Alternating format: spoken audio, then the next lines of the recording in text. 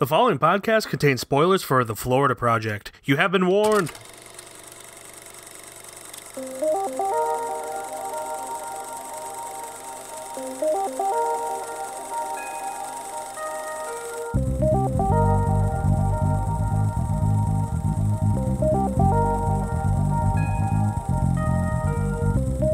What's up, everybody? Welcome back to KFR News Radio, and this time it is actually radio. I am your host, Glenjamin Button, along with your host, Miguel Migusto. Hola. Hello. Nostrovia. Hi. How you doing? Pierogies. How's it going? It is going, my friend. How's it going with you? Not too bad. We had an unplanned little hiatus there. Mainly the chaos of the holidays kind of caused us to fall behind a bit. Nothing too serious. But yeah, I guess we're just going to jump right on into it, Glenn. Are you ready to jump right on into it? As usual, I am. As usual. So, it's been a while since we talked, so you might actually have something to bring up this time around. Have you seen any movies in the past 2 weeks or however long it's been that you think we should discuss? I have watched at least 2 or 3 movies. One of them I'm actually saving, so I cannot repeat until later. Okay. I did see 1917. We call that here in the biz a testicle festival. I mean, a spectacle testicle. What? I don't remember what it was. Yeah, a technical spectacle. There we go. I saw it too. It's definitely. I was talking to our good friend John, who we used to work with, or I used to work with. I think you just know him through me. Yep. About 1917, and yeah, technologically, it is a masterpiece. I think the story is a little, I don't want to say dry. It's just it's been told before. Yeah. The whole got time to save people whole thing. But yeah, Roger Deakins and Sam Mendes killed it on the technological front, and like you said, a technical. Testicle, exactly. Testicle spectacle. Yeah. Is that the only one that you saw that you wish to discuss? It is the only noteworthy one, I should say. Okay. I've been watching a lot of foreign movies since the new year. I've seen. It started off unintentionally, and then I was just like, you know what? Let's just make 2020 the year of foreign movies since America is going for the kick. America's fucked, so I might as well learn another language while I'm at it. But the first one I saw was a Korean movie called A Taxi Driver, not to be confused with Martin Scorsese's Taxi Driver. If you look at the poster, it looks like a nice comedy, and that's exactly what I was expecting. I went in not watching the trailer, not reading anything about it, just looked at the poster. I was like, that guy seems nice. And it's also the actor from Parasite, so I was like, I've seen him and stuff. I know he's a good actor. Yep. And holy shit, it hit me like a bag of bricks. It was way more emotional than I thought it'd be. Ooh. I'm not going to say anything more than that. Was it at least a comedy? Parts of it. I would say like the first 30, 45 minutes, and then parts sprinkled throughout were funny. Okay. But it's definitely not a comedy first. Yeah. But, I loved it. I thought it was fantastic. It's one of the better films I've seen. All South Korean movies that I've seen have been at least good, if not amazing. Yeah. But that's definitely leaning towards amazing, in my opinion. Then I also saw. I've seen a lot, but I'm only going to mention a few. I saw Little Women, which is not foreign, but it was nominated for Best Picture at the Oscars. I did watch half of that. It's actually pretty good. Obviously, we're not exactly the target audience. Yeah. But it's even I've seen bits and pieces of a lot of the other ones. Of course, it's one of those films that's a book adaptation and it's been adapted like 3 or 4 times already. Out of all the ones that I've seen bits of, this is definitely by far the best one, and it seems more developed. Greta Gerwig directed and wrote it, and it's got an amazing cast. But yeah, I really enjoyed it. Saw 1917, of course. And then I just saw one of the first January movies of the year. So January movies are usually not that good, but this one was actually pretty surprising. Underwater with Kristen Stewart. Did it live up to what John Clark had said it was? John Clark is a horror apologist. John, if you're listening, I apologize, but you are a horror apologist. I apologize for your apologies. It is good. I actually really enjoyed it, but technically speaking, unlike 1917, it is a hot mess. It's hard to know exactly what's going on the majority of the time. You don't know. Obviously, being a horror movie, people die. You don't know who died when until like 30, 45 seconds later. So it kind of takes away some of the emotional impact of that. But it was an enjoyable movie. I didn't dislike it. It had a lot of oh shit moments. But yeah, I was surprised at how much I enjoyed it. It's not amazing. It's nothing to write home about. I'm not a horror apologist like John is. There's this guy at work who literally any chance he gets to see me will talk about horror movies. And like I'm not a huge horror guy. So like I enjoy some good ones, but he seems to have it in his brain that I like all aspects of horror movies. I think you and I are the same, where we don't seek out horror movies. Yeah. But the ones that are really good are usually up there in our favorites. So I really do like the horror genre, but it has to be good for me to like it. Yeah. So I'm not one of those people that just family, like, they're the I see literally anything. Eugene versus Humanity played at a horror festival, and I was just so out of place. Everyone was talking about all these really bad horror movies, like they were like the greatest thing ever, which is great. I'm glad that they find enjoyment in them, but I was, the entire time, I was just like, we are not the same. But so Underwater, for a January movie, it's actually pretty solid. I have the Regal Unlimited, so if you have the Regal Unlimited, fuck it, go see it. I don't know if I would have been happy if I paid $13 for whatever the ticket price is now. But yeah, if you have a chance to see it in theaters obviously do enhance the viewing experience. And if you don't have to pay, that's even better. But yeah, of course, mucho surprising on that front. But yeah, so that does it for the. I mean, I've seen a lot more since then. Yeah, but we'd be here all day if we were talking about those. So let's talk about the Oscar nominations. Okay. The Oscar nominations for this year, or technically last year, came out this morning. I actually took off work for it because I'm insane. Took off just to look at the Oscar list? Yep.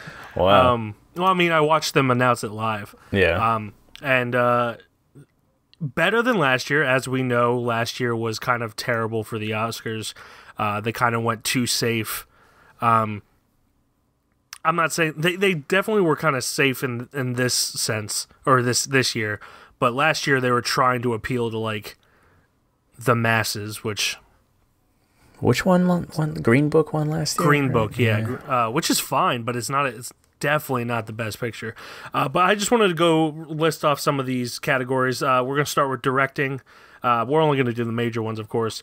Directing, they got Martin Scorsese for The Irishman, Todd Phillips for Joker, Sam Mendes for 1917, Quentin Tarantino for Once Upon a Time in Hollywood, and the one that was actually a pretty big risk, and I love, and I hope he wins, even though I know he won't, Bong Joon-ho for Parasite. I don't know when the last time a foreign film was nominated for directing. I feel like it was probably a more in 2012 or something like that. But they don't normally do foreign films for directing. And out of all those movies up there, that one's definitely my favorite. Oh, same here. I personally think it's probably going to go to 1917 just because everyone's up Sam Mendes' ass for it. But I wouldn't say that it's technical spectacle, testicle alone. I think it deserves things, but not directing. I would say definitely cinematography, but not directing for that. Yeah. Speaking of cinematography, we got The Irishman, Joker, The Lighthouse, which I was really excited to see, 1917, and Once Upon a Time in Hollywood. Again, nothing super crazy except for The Lighthouse.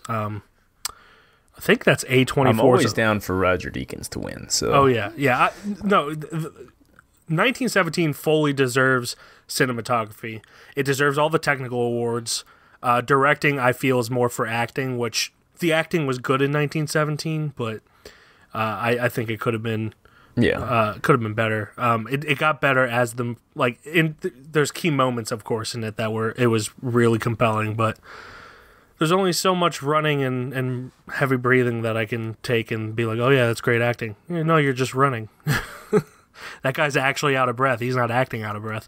But yeah, I'm not trying not to sound too cynical, but it is what it is. Let's see. We got in supporting actress Kathy Bates for Richard Jewell, Laura Dern for Marriage Story, Scarlett Johansson for Jojo Rabbit, Florence Pugh for Little Women. Florence Pugh, Marry Me. Margot Robbie for Bombshell. What? I didn't just say that.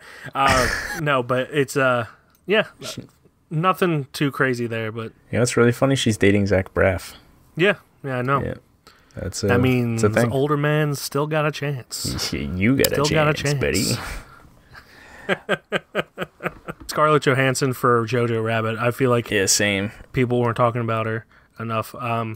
For actor in supporting role, we got Tom Hanks for A Beautiful Day in the Neighborhood, Anthony Hopkins, The Two Popes, Al Pacino, The Irishman, Joe Pesci, The Irishman, and Brad Pitt, Once Upon a Time in Hollywood.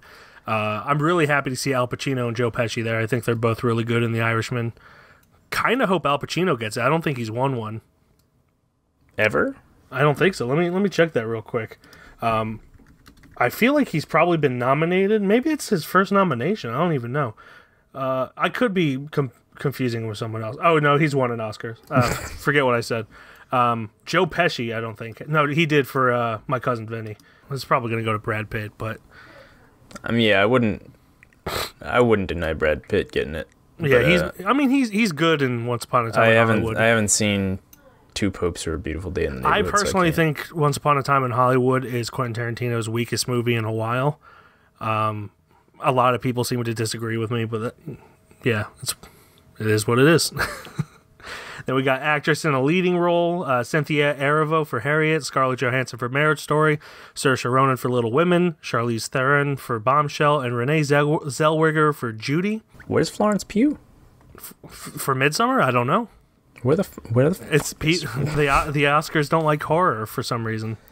Like her cries in that movie alone. her wailing. I think if I'm honest, her face probably did it. Like her sad face at the end when she's forced to decide between a stranger and her ex-boyfriend. But she does that same face in Little Women. So where's the nomination for Midsommar? Like, you're kidding me. You're kidding me with this. Yeah.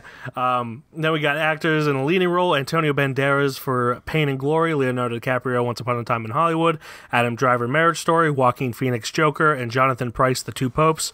I think we all know it's probably going to go to Joaquin Phoenix, but pretty much anyone other than Leo I would be happy seeing. Not that Leo doesn't deserve it, he's just already won. Antonio Banderas might have won already too, I'm not sure. But I like seeing people who haven't won before. So Adam Driver and Joaquin Phoenix, I'd be happy with either of them. And then Best Picture, we got Ford versus Ferrari, which I don't know why the fuck that's there. Not that it's bad, it's just not great. Then we got The Irishman, Jojo Rabbit, Joker, Little Women, Marriage Story, 1917, Once Upon a Time in Hollywood, and Parasite. Out of all these, I'd be happy if it was Jojo Rabbit and Parasite. But it's probably going to go to 1917. Yeah, I think for me, I want Jojo Rabbit first, Parasite back. And that's really tough because I enjoy both those. Like, if I could have two number one spots, they'd both be there. Yeah. The only thing is, like, the genre difference, and that's what hits me hard. I'm like, the one thing that I like Jojo Rabbit more than I like Parasite, but Parasite would be the first foreign film to win Best Picture if it wins. Which would be a huge historical moment for the Oscars and make the Oscars that much more interesting. Yeah. But I just don't think it's realistic, unfortunately. That would be nice, though, I swear. It would be, yeah. But that does it for the Oscar nominations, at least the big ones. Let's see, what else we got on the agenda? You wanted to talk about director's cuts. Yeah, so a week ago when we were going to do the podcast, this was kind of a big thing going on for some reason. So Dominic Monaghan of Lord of the Rings and Lost fame, and apparently now Star Wars, has been highly, highly demanding that there be a director's cut released for Rise of Skywalker. Which I don't know why.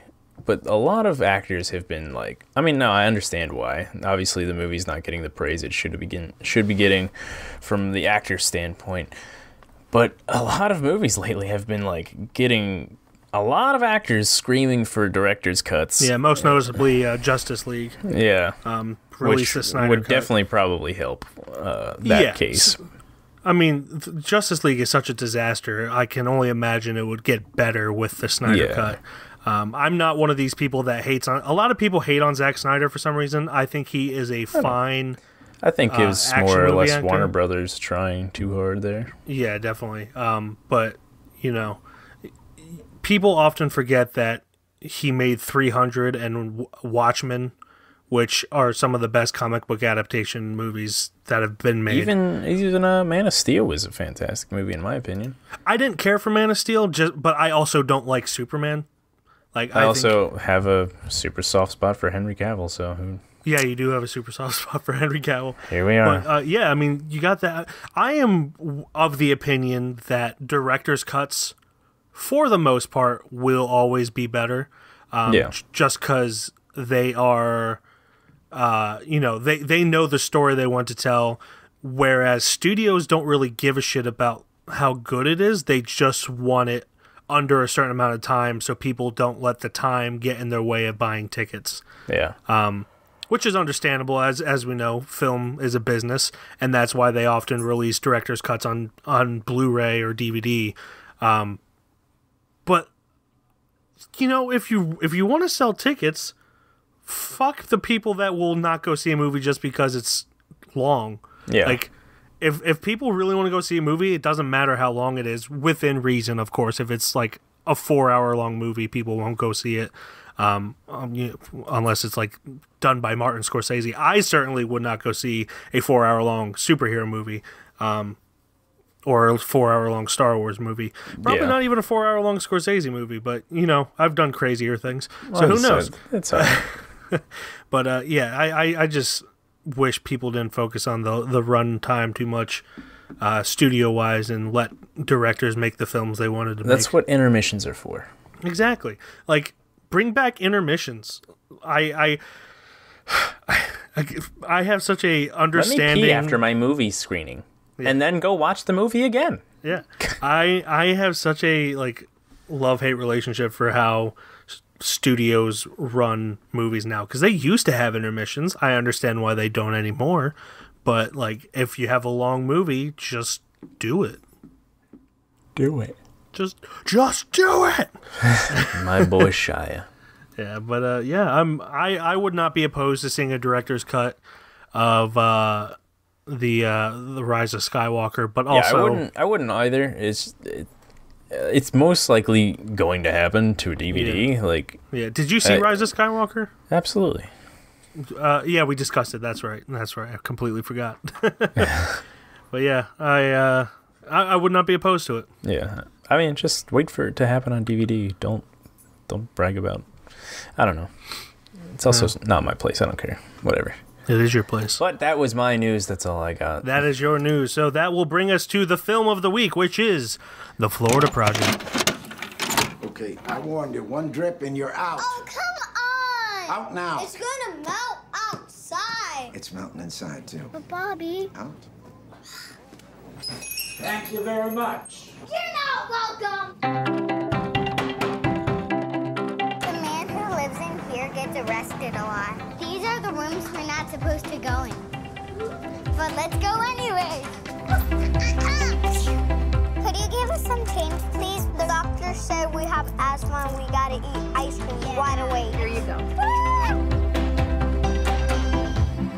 Hey, Lee, we got a situation here. Open up. It's only second week of the summer and there's already been a dead fish in the pool. We're trying to get it back alive. Water balloons thrown at tourists. Boobies! Boobies! I failed as a mother, Mooney. Yeah, Mom, you're a disgrace. Written by Sean Baker and Chris Burgos, and directed by Sean Baker, starring Brooklyn Prince, Willem Dafoe, Christopher Rivera, and what is her name? Bria Venete, or something like that. Set over the summer, the film follows a precocious 6-year-old Mooney as she courts mischief and adventure with her ragtag playmates and bonds with her rebellious but caring mother, all while living in the shadows of Walt Disney World. Yeah, so I saw this when it was in theaters 2 years ago, about 2 years ago. Yeah. And the same thing with this time around. Willem Dafoe is by far the best part. Absolutely. The girl who plays Mooney, Brooklyn Prince, she's also she's annoying, but she's supposed to be annoying. Yeah. Little child. I think she does a great job. But I wanted to rewatch it again because I feel like I wasn't in the right mindset the first time I watched it. Mm-hmm. And I love Willem Dafoe. I will see anything that he makes. And so I just wanted to rewatch this and kind of get your take on it, as well as re-experience it for myself. So what did you think of the Florida Project? So what I thought of the Florida Project, obviously, like you said, I thought Willem Dafoe was by far the best part of the movie. The kids, they were great. Mooney specifically was definitely my favorite of the kids pile. Mm-hmm. The mom, she was great. What was her name? Bria Venete? Haley, yeah. Yeah, she was an asshole, and she played one very well. Mm-hmm.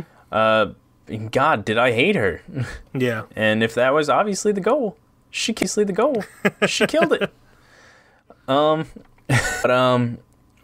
I mean, overall, obviously, like I said, Willem Dafoe was the best part. He was kind of like the guardian angel, for lack of a better word, of the whole hotel, motel, Holiday Inn. You know what I'm saying? Mm-hmm. The Magic Castle. Yeah, he was definitely the funniest, the most caring, the character you cared about the most. Mm-hmm. Pretty much everybody else was just shadowed by him, in my opinion. Well, there's a good reason for that. He's other than Caleb Landry Jones, he is the only actual experienced actor. Caleb Landry Jones playing. They never really go into the relationship. It seemed to be his son, or nephew or something. But they're the only two experienced actors, and so that kind of explains why he kind of acts circles around everyone, because he's the only one that does it for a living. He definitely kills it. I think films where they try to create a realistic world by not having actors, sometimes it works and sometimes it doesn't. I feel like most of the time it doesn't really work. Mm-hmm. This was closer to working than not working, but I feel like it also took me out of the film a lot. Where I just kind of wish they found actors. Like, everyone always acts like actors can't act for some reason, so they go and get real people, and then those real people can't act because they're not trained actors. Sean Baker does that a lot, I feel. I have like a confusing relationship with this film because there's a lot of it that I like, but a lot of it that I don't like.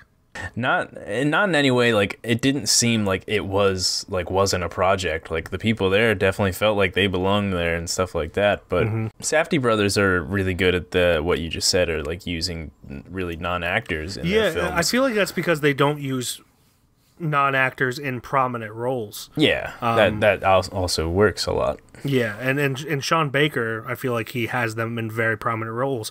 Like the actress who played Haley, which she's an actress now because she's kind of transitioned into acting, but he found her on Instagram, and like she wasn't, at least to my knowledge, she wasn't acting, and she wasn't terrible. Like she was good when you consider that she's not an actor. But I feel like it did more of a disservice than a positive to it. Yeah. And then the end, man. And then the end. For the most part, I really was enjoying this movie. Not like over the top or anything, but I was enjoying it enough. And then the end is what really took me out of it altogether.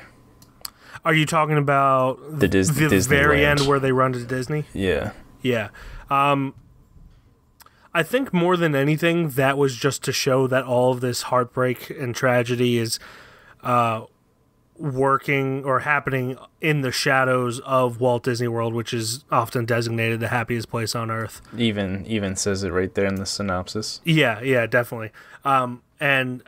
So like, I get what the director was trying to do. I don't think it worked. I don't think it was executed. Like, if they had talked about it more or were like looking, I guess is that where like the helicopters were coming from? Disney? No, the helicopters. So I lived in Central Florida. I lived about a half-hour drive from Disney World when I was in college, and they have a lot of helicopter tours that kind of just take you a lot of places. Most of them go around like the outskirts of Disney World, but Disney World is a no-fly zone, so they can't get too close to it.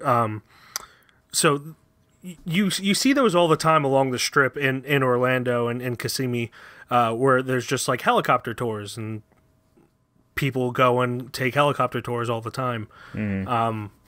So the thing that Sean Baker does really good is he really shows you the world. Like, I felt like I was back in Florida when I watched that. Yeah. That orange store that they're hanging out a lot that is shaped like an orange. That's actually a real place there. I've never been inside, but we used to call it the Orange Boob because it looks like an orange boob. Of course. But he definitely does a great job of creating the shittiness of Florida. I'm sorry to anybody from Florida. You definitely felt like you were learning the area of the projects that was there. Not everywhere in Florida is shitty, but there's a lot of shitty parts in Florida, just like there is everywhere. But because of the humidity and the tourism, it's especially shitty and tacky in Florida.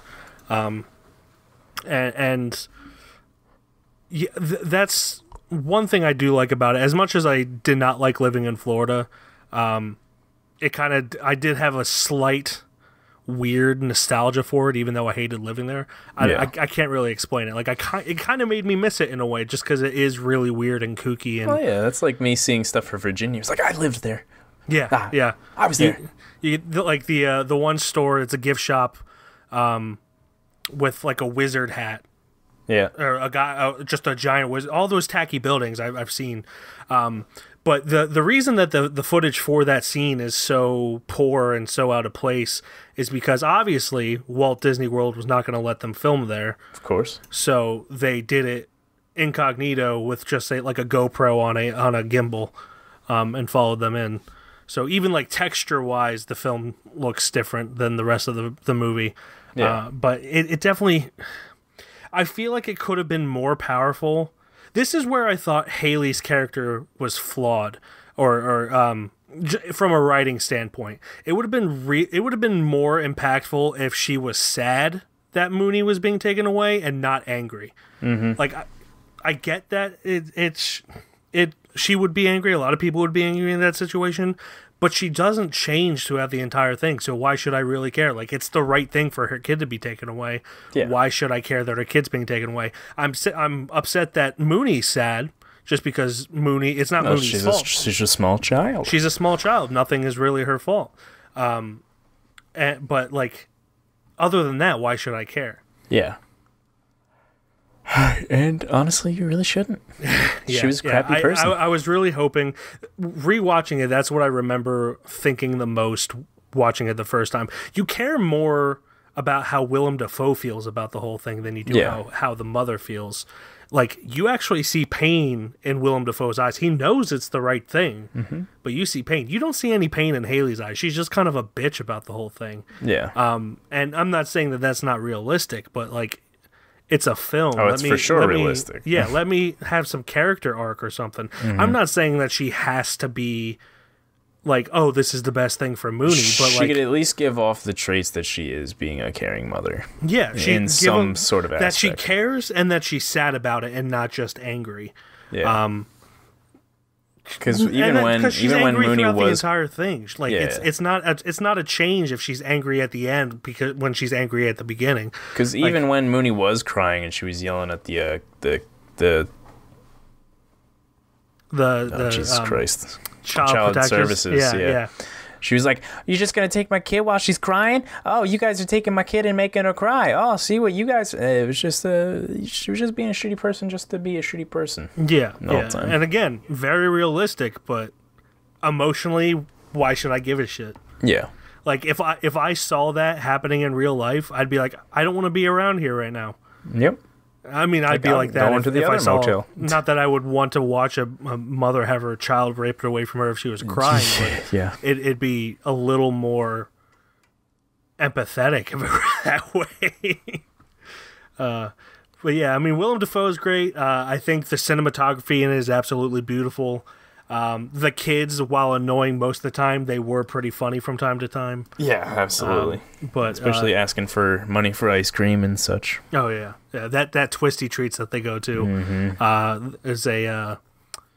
First of all, don't Google Twisty Treats because it's also the name of a porn website. I learned that the hard way in when I first moved down there, trying to see the menu at Twisty Treats. KFR is here to be educational, folks. But yeah, it's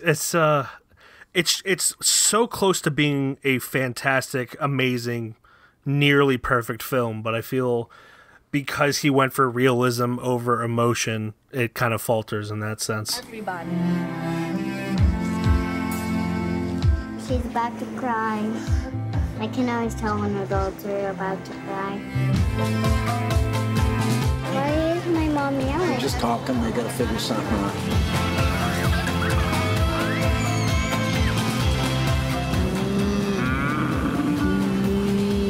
See, I took you on a safari.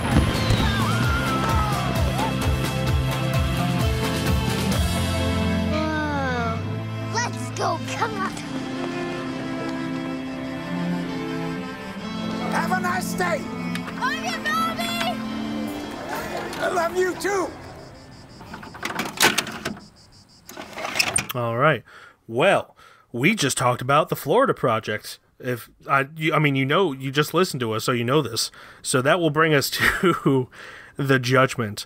As always, since I picked the Florida Project, I will go first. I go back and forth about putting it on the shelf or not. Just because there is a lot to like about it. I like independent films. I like the ambition behind it. Willem Dafoe, as always, is great. So I'm going to put it on the shelf for Willem Dafoe's performance in itself. Damn you. Damn you. What? I was going to do that. So yeah, it goes on the shelf strictly for Willem Dafoe's performance and the cinematography.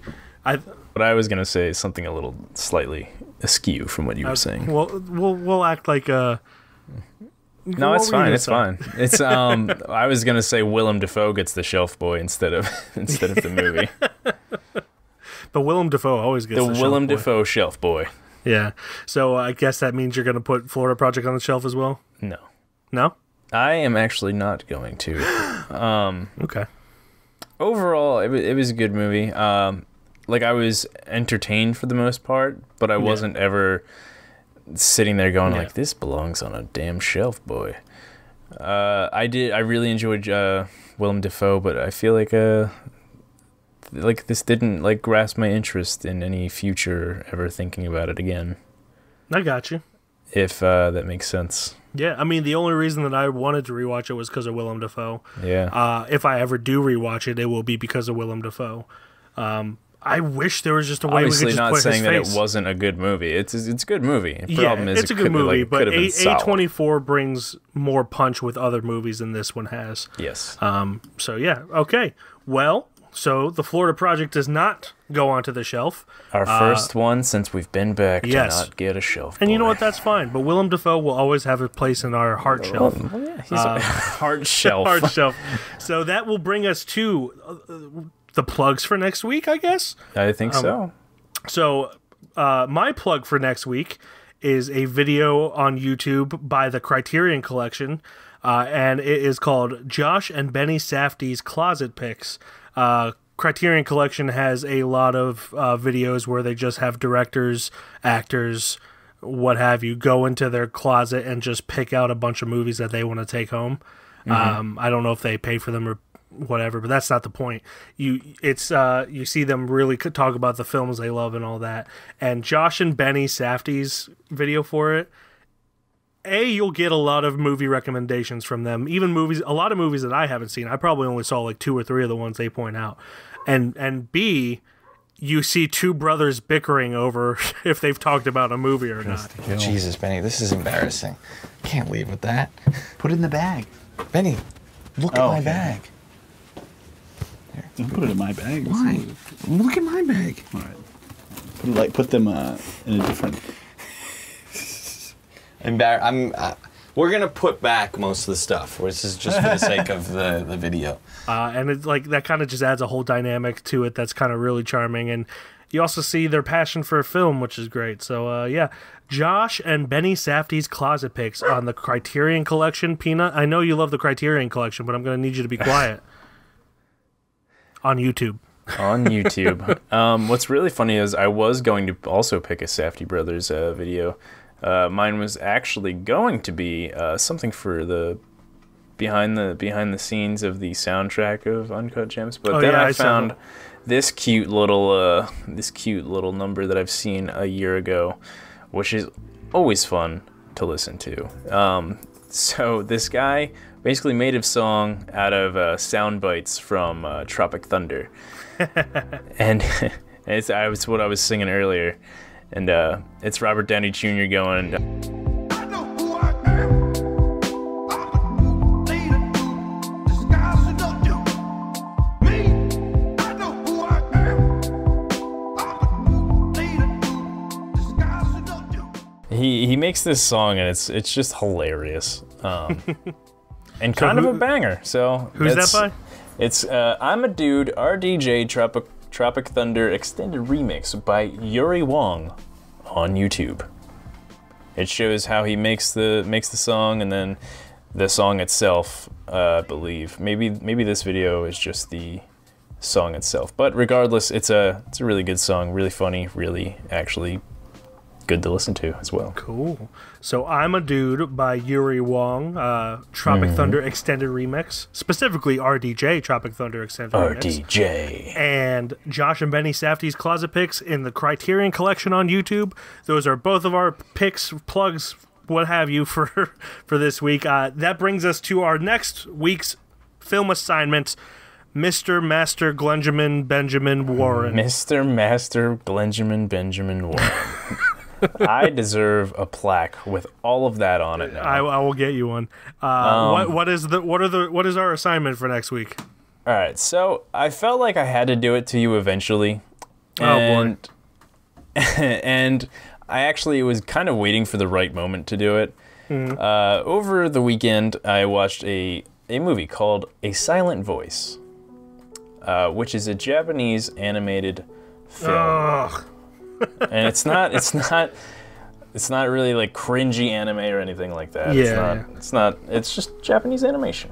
So a young man is ostracized by his classmates after he bullies a deaf girl to the point where she moves away. Years later, he sets off on a path for redemption. Obviously, I wouldn't recommend this without a good cause because I know you're not the biggest fan of such things. Yeah.